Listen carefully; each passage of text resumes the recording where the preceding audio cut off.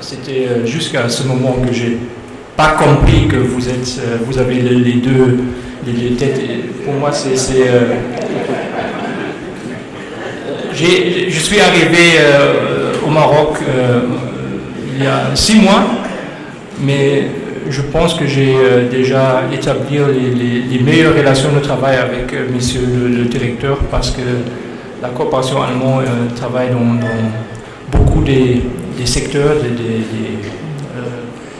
des axes prioritaires, et c'est toujours un grand plaisir de travailler avec vous. Monsieur le Président, Madame la Directrice Véronica, chers Mesdames et Messieurs, tout d'abord, j'aimerais vous donner les meilleures salutations de la part de Monsieur l'ambassadeur d'Allemagne, Robert Dölger, qui malheureusement ne peut pas venir ici aujourd'hui.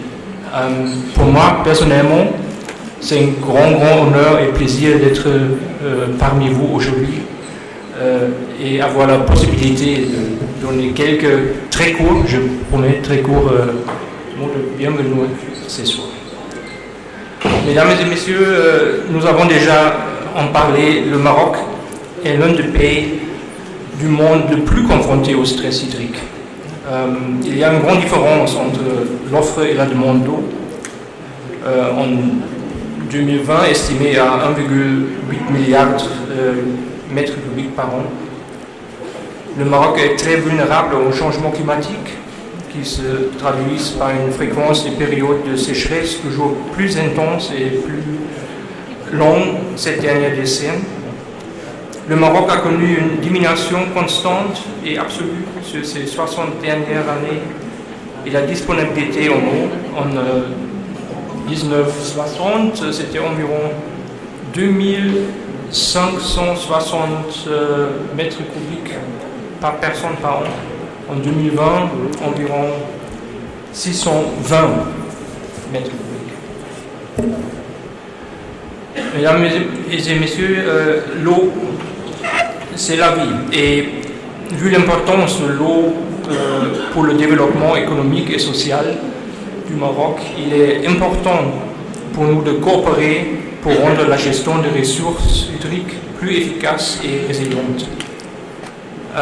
Parmi d'autres secteurs de coopération, le Royaume du Maroc et l'Allemagne s'engagent à intensifier la coopération pour le renforcement de la résilience des populations particulièrement vulnérables au impact des changements climatiques, ainsi qu'au thème de la gestion de la demande de l'eau.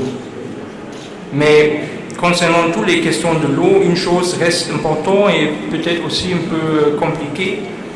La réponse à la crise de l'eau impliquera à tous les secteurs de l'économie, entreprises, consommateurs, agriculteurs, industrie et services.